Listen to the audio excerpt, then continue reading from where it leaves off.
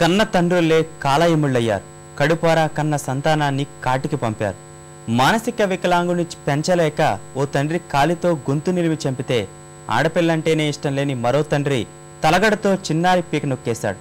రెండు ఘటనల్లోనూ జనం వారికి దయాశుద్ధి చేశారు.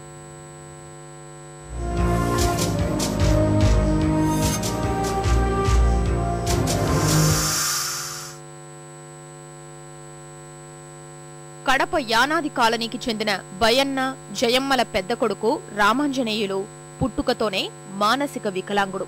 మాట్లాడలేడు, నడవలేడు, కనీసం కాలకృత్యాలు కూడా తీర్చుకోలేడు. కొంతకాలం అతన్ని మానసిక వికలాంగుల కేంద్రాల్లో ఉంచారు. మరికొంతకాలం నానమ్మ దగ్గర ఉన్నాడు. సహనం నశించిన తండ్రి రామాంజనేయుల్ని బాగా కొట్టేవాడు. బుధవారం భార్యను బయటికి పంపి కాలితో గొంతు నులిమి చంపేశాడు.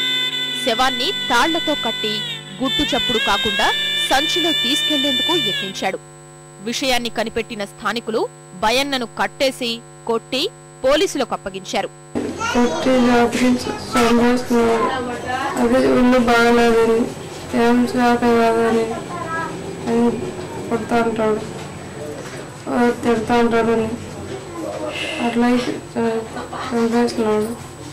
అప్పుడప్పుడు కొడతాడు. తాగితే నిజామాబాద్ జిల్లా దుర్కిలోనూ ఇలాంటి దారుణమే జరిగింది. ఇప్పటికే 2 మగపిల్లలున్న గంగారాం, సాయవ దంపతులకు ఓ ఆడపిల్ల పుట్టింది. అమ్మాయంటేనే ఇష్టపడని గంగారాం చాలాసార్లు కూతుర్ని హత్య చేసేందుకు ప్రయత్నించాడు. ఇంట్లో ఎవ్వరూ లేని సమయం చూసి తలపై దిండుతో నొక్కి చంపేశాడు. నేను లీలకోయినా సారు పొద్దుగాలేసి నల్లలు వస్తాయి కదా, నేను లీలకోయినా 2 కొడుకులు ఉన్నారు. పిల్ల పన్నది కదా, పన్నదానికి పండని ఇంకెందుకు లేపాలి, లేస్తే ఏడుస్తుంది అని పండ పెట్టిపోయినా. ఒక బిందె దించిన లేచింది, లేచి ఆడాటుండే 2 బొంతలు కప్పేసిండు, వచ్చేసిండు. ఎప్పుడలా పోయి మరికల పోయి మొక్కలు కలుపుకుంటూ కూర్చున్నాడు.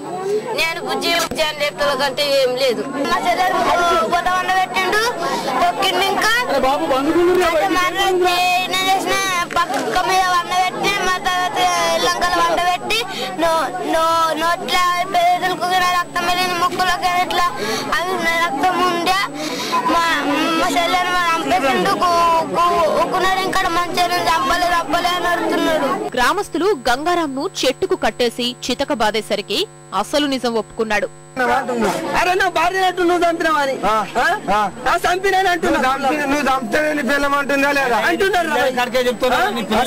పిల్లల కాడికి చెప్తున్నా, చంపేసిన నా బిడ్డను చంపేసిన. కూతుర్ని చంపిన గంగారాంను పోలీసులు అదుపులోకి తీసుకున్నారు.